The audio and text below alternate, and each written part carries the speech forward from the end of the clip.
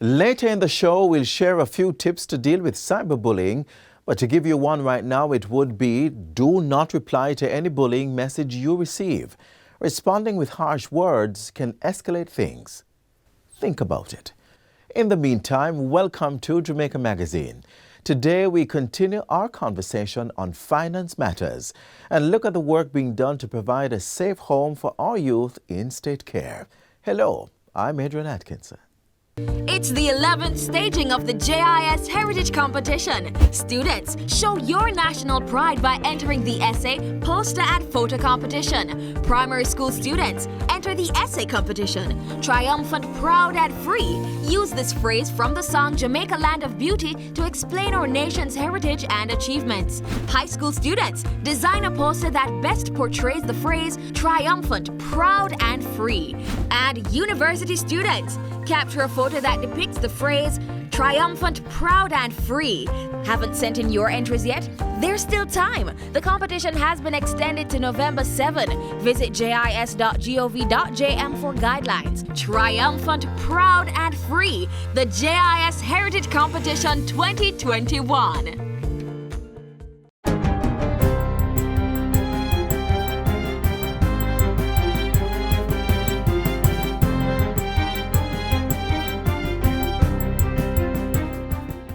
Good day, I'm Theodore Henry, and this is your JIS News for Thursday, November 5, 2021.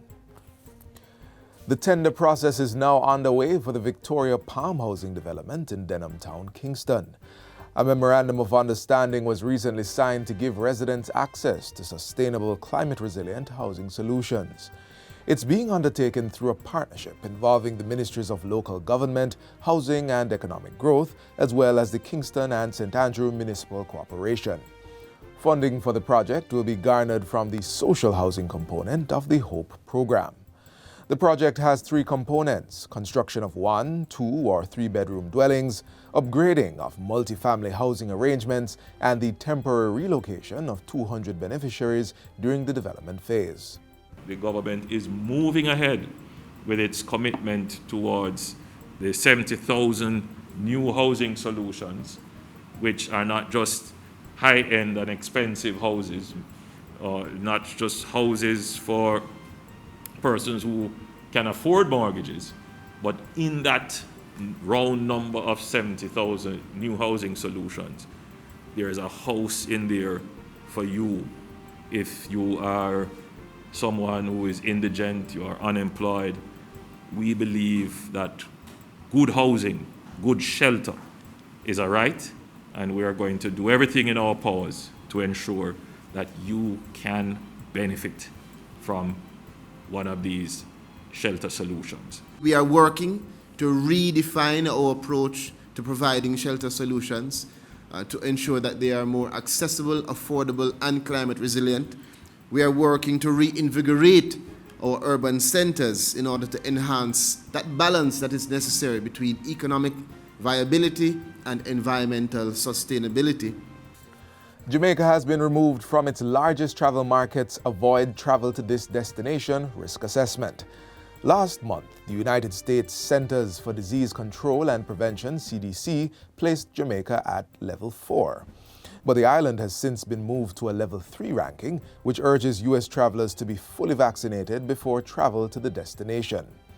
Tourism Minister Edmund Bartlett has welcomed the news as a positive development while commending Jamaicans for bringing down the infection and hospitalization rates.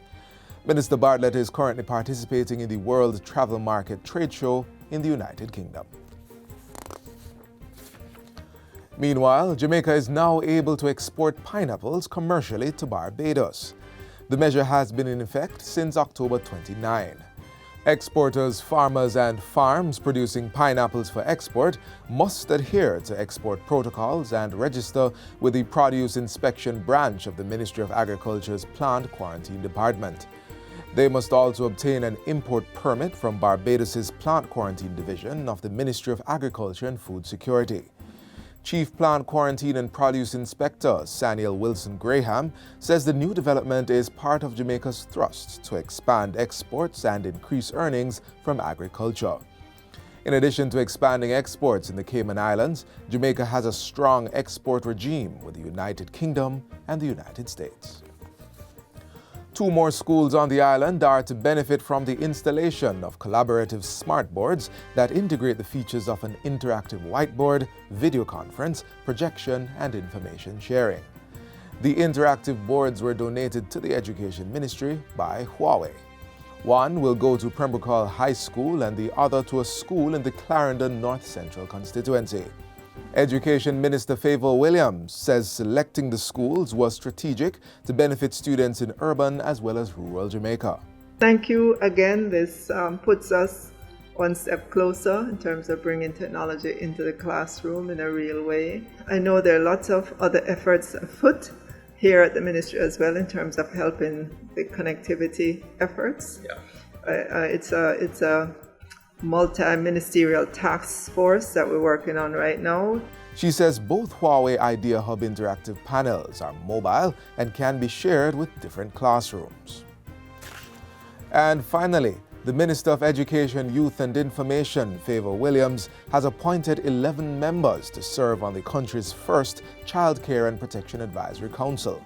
Dr. Leanne Levers has been appointed chairperson of the council, with Ivan Cruikshank to serve as deputy chairperson. The other members are Paula Burke-Powell, Karen Elliott-Taylor, Grace Ann Stewart-McFarling, Davy Houghton, Chevelle Maitland, Empress Golding, Javion Nelson, Demoy Carr, and Molly Plummer-Henry. According to a statement from the ministry, the council members were selected from the judiciary, ministries of national security, justice and education, youth and information, along with other stakeholders. Its objective is to provide advice and report to the minister on matters related to provisions under the Child Care and Protection Act. The council, which received cabinet approval in June 2021, will serve for 2 years, ending in June 2023. And that's it for JIS News Today. I'm Theodore Henry. Thanks for watching.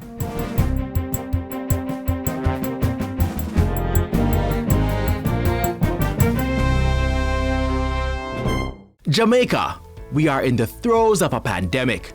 COVID-19 cases are on the rise. COVID-19 related deaths are climbing. COVID-19 bed capacity at our hospitals has been maxed out. Yet still, some of us continue to flout the COVID-19 containment measures. Some of us still refuse to wear masks in public places. We still gather in groups of more than 10. We still break the curfew hours. And we still attend illegal parties. Wise up! Take responsibility for your health. Safeguard the health of your loved ones. Obey the COVID-19 protocols. The Ministry of Finance takes us into another discussion to help us make wise financial decisions.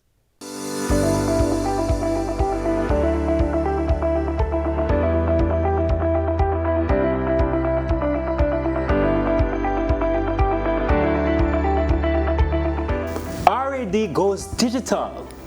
The Revenue Appeals Division RAD is an independent entity mandated to hear and conclude appeals by taxpayers who disagree with the decision of a revenue commissioner in relation to their tax liability, custom valuation, and audit assessments. Hello, I'm Daniel Pasley and welcome to Finance Matters. In today's episode, I'll be speaking to Deputy Commissioner of the RAD, Ms. Andrea Kelly, about how RAD is utilizing technology to improve its service delivery. Remember to like, share, and subscribe to our YouTube channel. Follow the Ministry of Finance on Facebook and Instagram, and of course on Twitter to see all the episodes and highlights.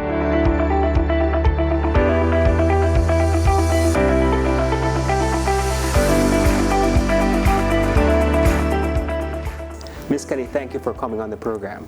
Thanks for having me, Daniel. Now, when we talk about the Revenue Appeals Division, what is its mandate? The mandate of the Revenue Appeals Division is to hear appeals by taxpayers who are aggrieved with any decision of the revenue commissioners. And these revenue commissioners are the Commissioner General of the Tax Administration Jamaica, the Commissioner of Jamaica Customs Agency, and also the Commissioner of the National Land Agency. These taxpayers, they may have firstly done what we call an objection with these revenue commissioners, and they would have handed down a decision to them, and they now further disagree with that decision, so they can take their matters to the RAD. And it's a very cost-effective means of doing it, right? Yes, it is. It's not costly to a taxpayer. Okay. Only if they would want to have a representative like an accountant or an attorney, but they don't have to if they don't want to. Now, how does the RAD utilize technology to improve its service delivery?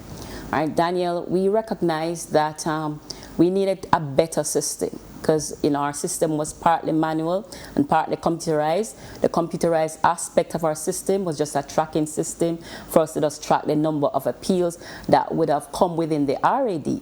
We needed a much better system to help us to make timely management decisions, and so with the help of the International Finance Corporation, which is associated with the World Bank, right, we re-engineered our process first. Re-engineer our process means we remove those parts of our process that wouldn't have added value to our process, so that it would have shortened the timeline to process appeals. And what we have also done with the help of the International Finance Corporation is to also develop a process flow whereby we could automate our system. When the time came, I want to interject there. I just want to interject there. When you talk about improve the process flow, just for the common man, explain what does that mean? All right, the process flow. The process starts, Daniel, when a taxpayer lodges an appeal with the RAD, then it goes through a validation process. The validation process is where we state whether the appeal that you have submitted to us fits with the criteria of the law. When that has occurred, we would submit to you a notice indicating that your appeal has been accepted. This case would then be assigned to an officer who is mandated to complete that case. A part of the completion of the case involves having a hearing with the taxpayer. Right, so every appeal that comes within the RAD, we have to have a hearing. The taxpayer must be afforded this hearing, whereby they can submit to us their case by telling us why is it that they are aggrieved with this decision, and to submit to us any evidence to support that appeal. The Revenue Commissioner's representative also has the opportunity to supply to us any required information that is necessary to also help them with their case.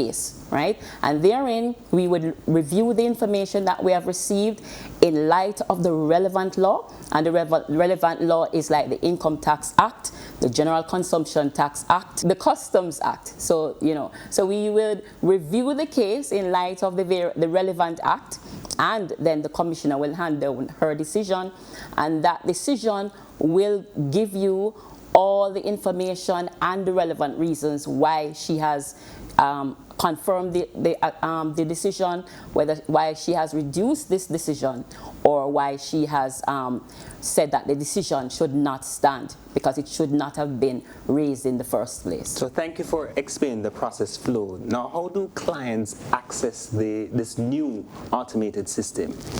All right, this new automated system, Daniel, to file an appeal with us currently, you can hand deliver your appeal, you can send it through the regular mail, you can send it via email to us, as well as you could fax it. But with the current embarkment that we have gone on to further upgrade our system is where taxpayers now can submit their appeal cases via our web portal. This should come on stream sometime later down this year, right? We had that in the making from before, even with the advent of the pandemic. And so taxpayers now have that avenue where they can even sit in the comfort of their homes.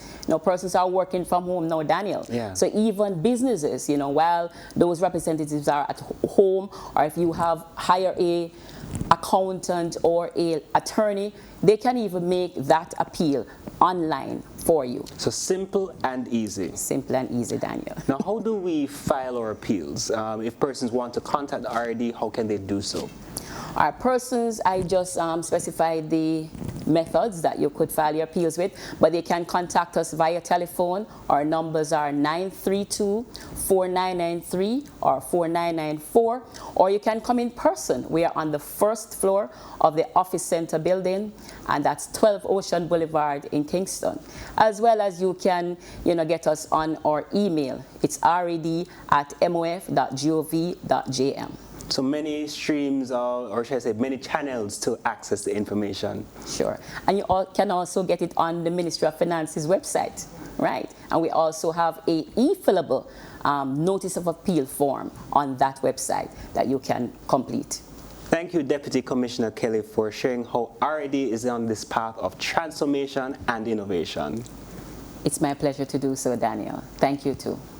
And thank you for joining us on Finance Matters. Remember to follow us on our social media at MOF Jamaica, and tune in next week as we continue to demystify the economic and fiscal policies and initiatives implemented by the government to empower Jamaicans as we chart a path to Jamaica's economic prosperity.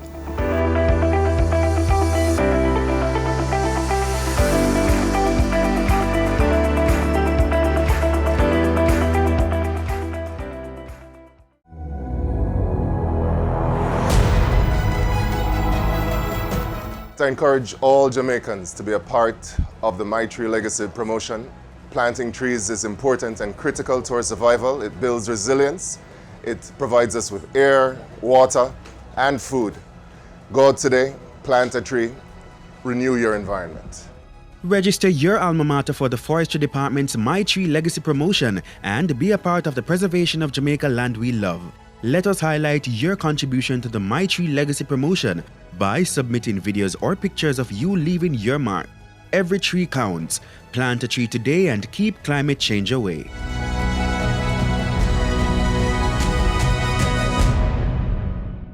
It's Youth Month, and today we highlight the power of partnership to achieve desired results, one that's to the greater good for the youngsters at Mount Olivet Boys' Home in Manchester.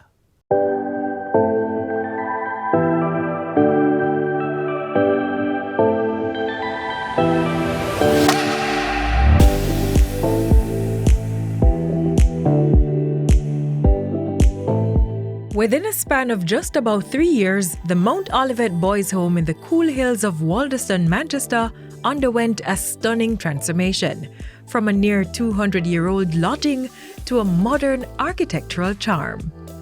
This eye-catching edifice is the kind of house within which any family would make a home. The newly built residential care facility for children who are wards of the state represents a significant push towards a world-class childcare sector. It is creating the environment to ensure that the needs of children are met, even when they cannot live with their own families. A caring atmosphere that allows the children to grow and develop their self-confidence and self-esteem through positive experiences. It's not just about shelter, clothes, and food, but also educational and career mentorship, as well as space for play and leisure. The new building comes as a gift from Olympic track star Johan Blake's Why Be Afraid Foundation in partnership with other individuals and organizations. Among them, Redgrave Luxury in the UK, Richard Mille Japan, and the Sandals Foundation. The Why Be Afraid Foundation has been involved with Mount Olivet since it was introduced to the home by the Jamaica Information Service JIS several years ago.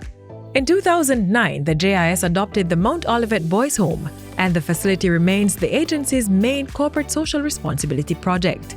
Following several visits to the home to perform various charitable deeds, the idea emerged among the philanthropists and operators of the facility to create this new dwelling to foster happy and inspired children. This is going to revolutionize the way how we care for boys at Mount Olivet and in Jamaica on a whole. This new building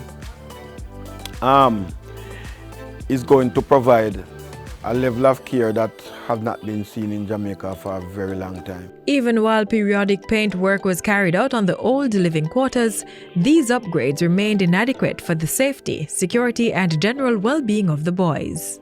That old building is difficult to maintain. We're talking about plumbing works, the painting works, the kitchen area.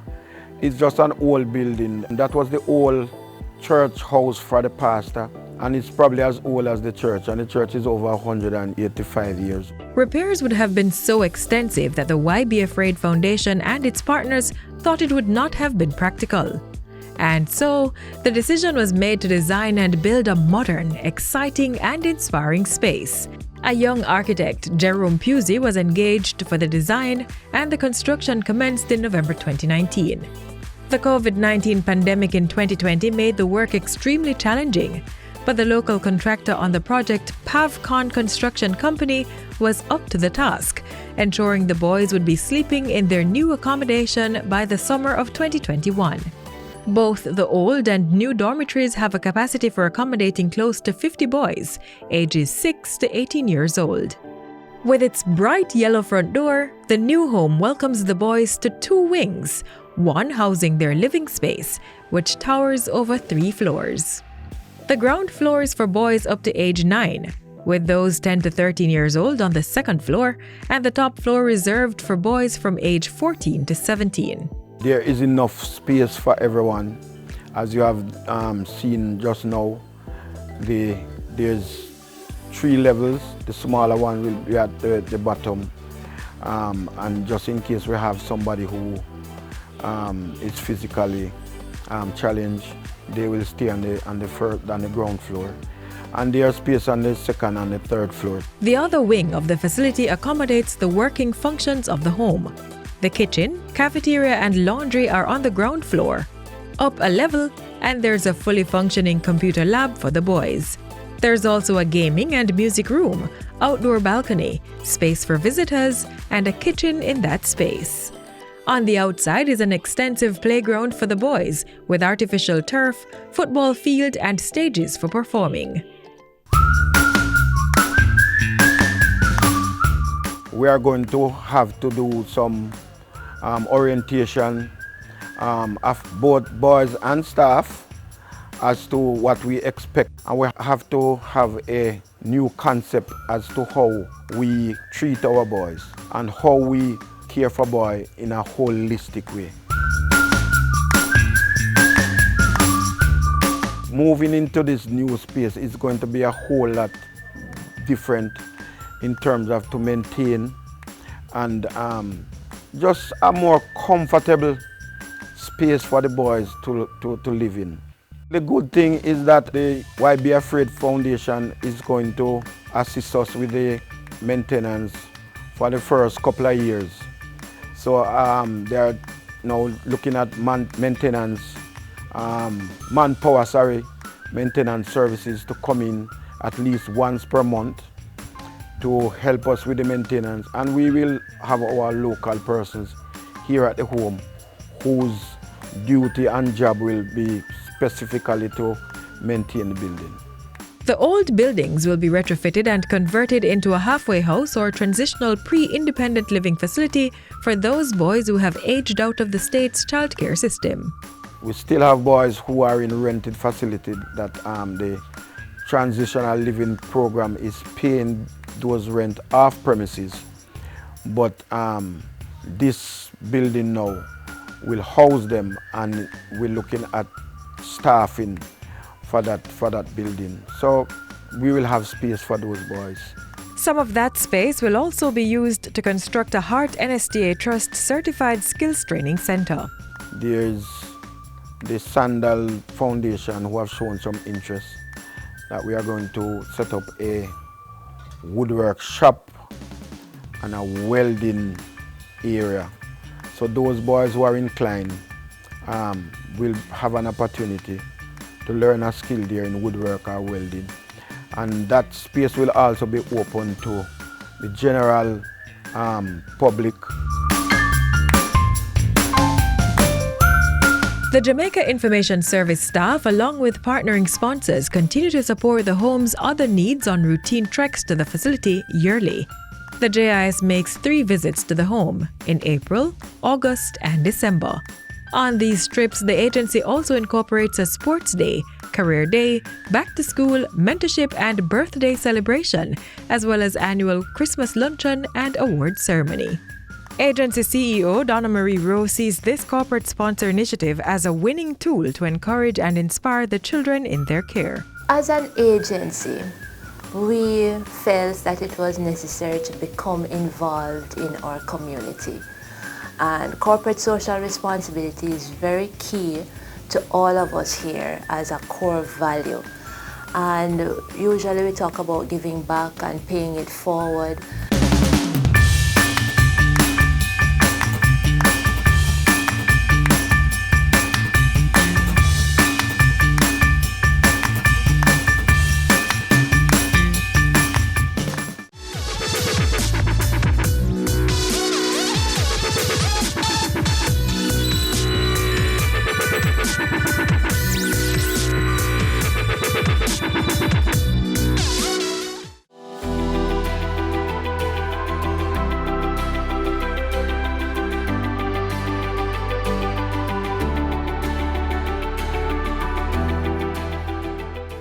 So earlier, I touched on one of the ways to deal with cyberbullying.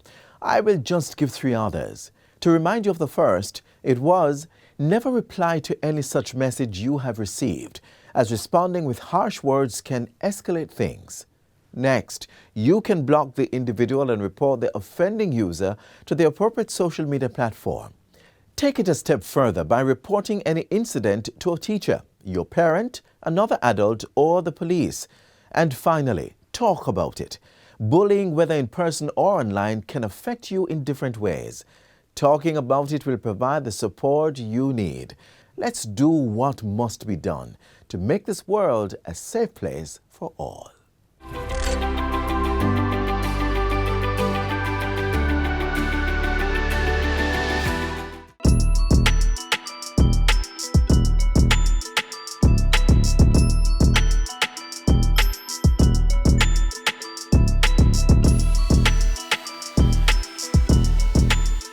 I must urge all users of cyberspace, do not, for fear of being labeled a victim, refuse to report or follow through the process. Once you think that there is something wrong, seek advice. And the easiest way to get that advice is to come to Jamaica CERT or to go to the nearest police station. You will not be looked down upon for being a victim of cybercrime because it is a matter of when for us all, not if. To report a cybercrime, call or visit the website of the Jamaica Cyber Incident Response Team or make a report to your nearest police station.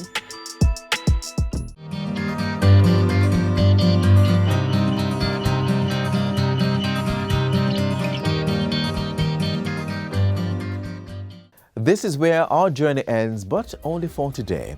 Do join us again tomorrow when we'll bring you another informative program. In the meantime, stay connected via our website, jis.gov.jm. And while you're online, send your feedback to Jamaica Magazine@jis.gov.jm or via tweet at JIS News. You may also find us on all the major social media platforms and through our mobile app that's Android and iOS compatible. On behalf of the entire production crew, I'm Adrian Atkinson. Do take care.